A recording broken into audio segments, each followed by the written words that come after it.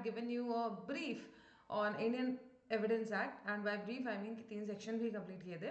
तो आज हम लोग सेक्शन नंबर 4 से आगे बढ़ेंगे और ऐसे ही कर करके इंडियन एविडेंस एक्ट कंप्लीट होगा। तो आज स्टार्ट करते हैं सेक्शन नंबर 4 से। सेक्शन नंबर 4 मे प्रिज्यूम, शैल प्रिज्यूम और कंक्लूसिव प्रूफ की बात करता है। जैसे कि कल आपको प्रूफ, डिस्प्रूव्ड और नॉट प्रूव्ड बताया था, वैसे ही थोड़ा सा कंफ्यूजन होता है मे प्रिज्यूम, शैल प्रिज्यूम और कंक्लूसिव प्रूफ में भी। तो क्योंकि आप मुझसे पढ़ रहे हैं तो आपको कंफ्यूज होने की जरूरत है नहीं। अब देखिए, मे प्रिज्यूम, शैल प्रिज्यूम और कंक्लूसिव प्रूफ का इस्तेमाल कहाँ होगा और ये क्यों इम्पोर्टेंट है। पहले तो तीन हम मे और शैल को समझते हैं, कंक्लूसिव को तो अभी हटा देते हैं। जब हम स्कूल में थे तो हम क्लास में एंटर करने से पहले क्या बोलते थे? Ma'am may I come in, remember?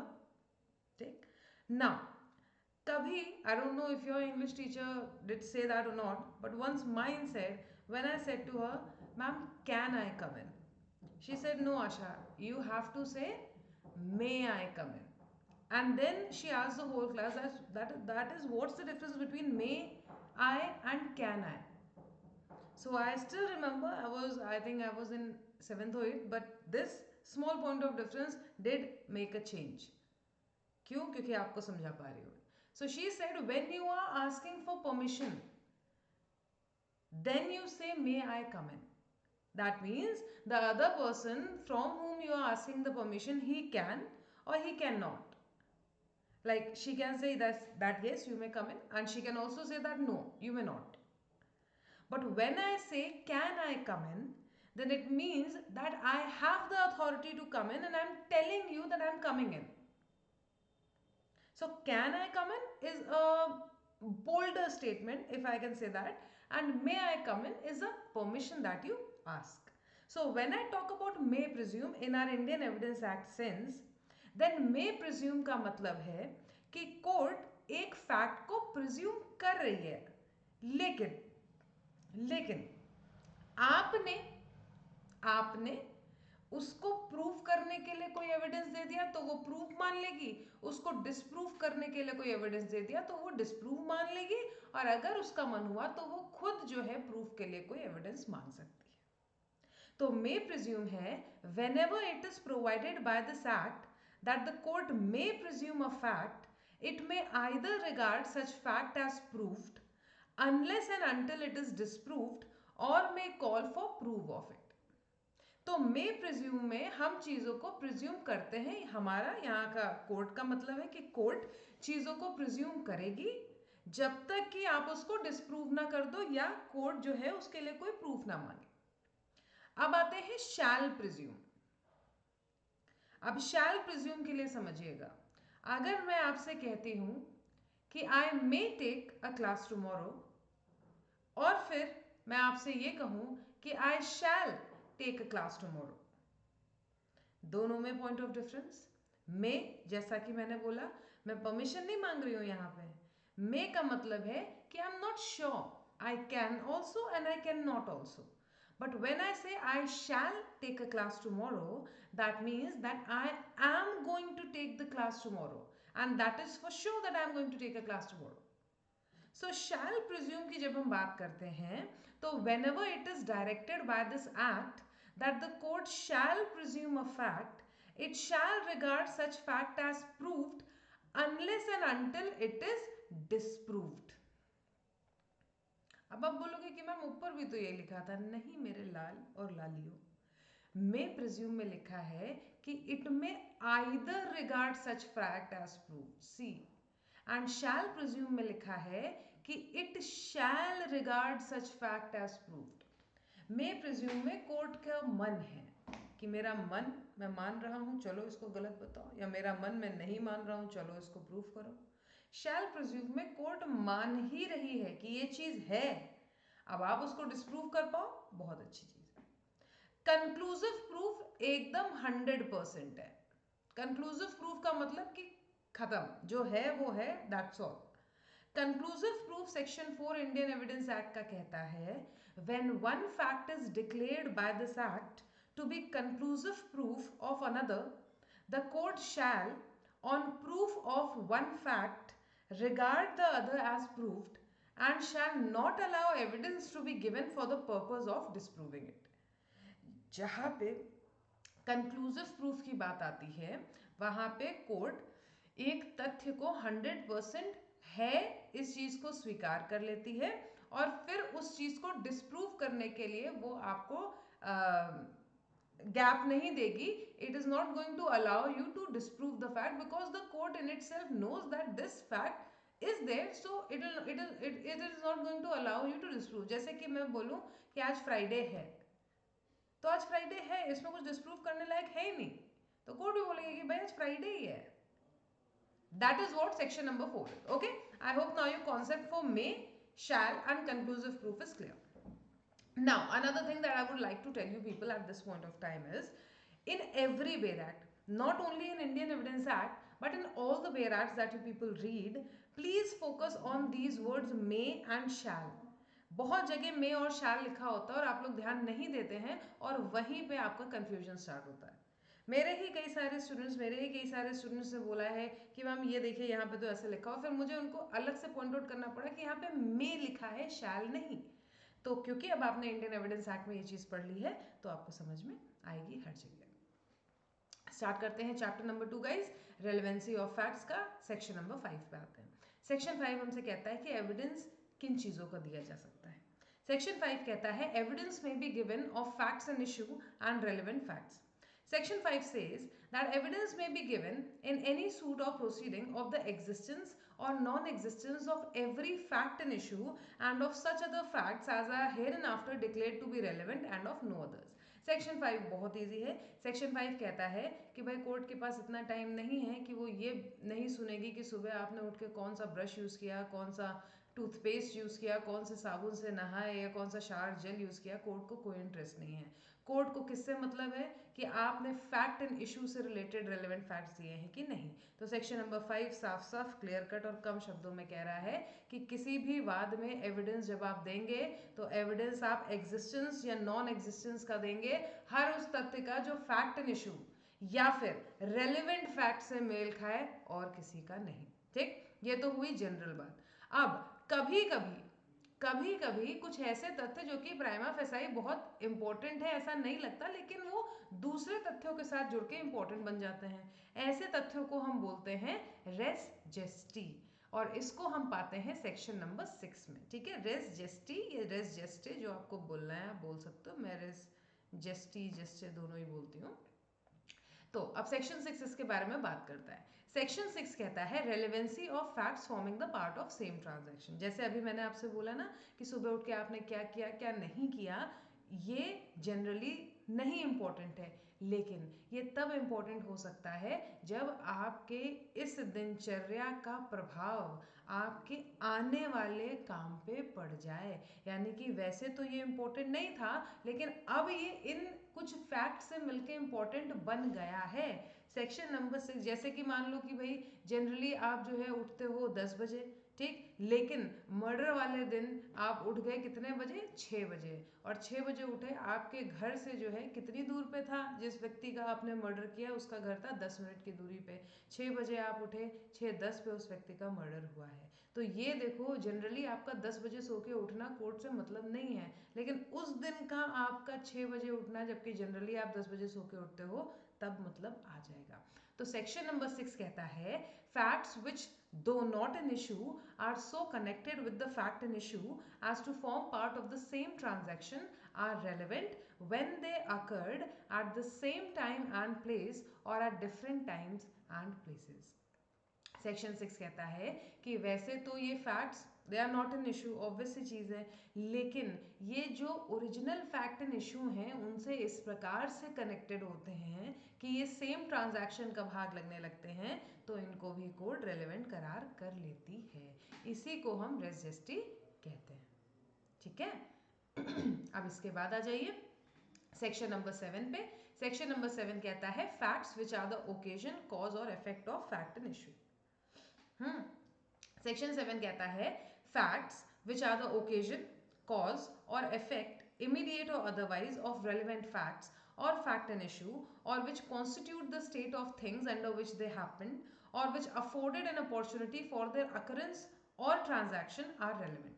Section 7 को याद करने का सबसे अच्छा तरीका आपको ओकेजन, कॉज और इफेक्ट याद करना है।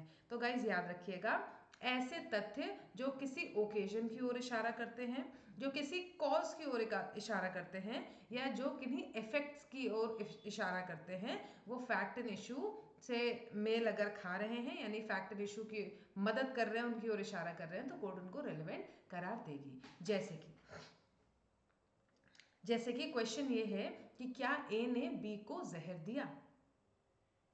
क्या ए ने बी को जहर दिया? अब ए को बी की सारी हैबिट्स पता थी कि बी कब कब खाना खाता है, खाने के साथ क्या खाता है, तो ऑब्वियस सी चीज़ है कि कोर्ट इस चीज़ को बिल्कुल जो है ध्यान देगी कि अगर इसको सारे हैबिट्स पता थी, इसको सारा टाइमिंग्स पता था, तो बिल्कुल ये एक प्रोबेबल पर्सन हो सकता है जिसने ऐसा काम किया हो सकता है। तो शक की सुई उधर घूम रही है। सेक्शन नंबर 7 के अंतर्गत इसको रेलिवेंट माना जाएगा। वैसे ही सेक्शन नंबर 8 जो है वो मोटिव प्रिपरेशन, प्रीवियस और सब्सिक्वेंट कंडक्ट की बात करता है।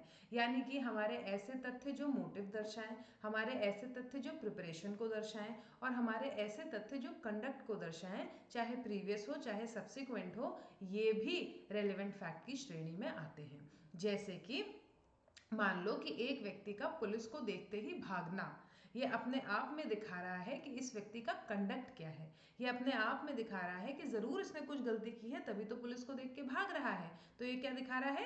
कंडक्ट दिखा रहा है। तो ये सेक्शन 8 के अंतर्गत रेलिवेंट होगा। इसके इलस्ट्रेशंस इंपॉर्टेंट हैं और ये इलस्ट्रेशंस पूछे भी जाते हैं, इसलिए आपको याद रखना चाहिए। इसके बाद आप आ जाइए सीधे सेक्शन नंबर 9 पे।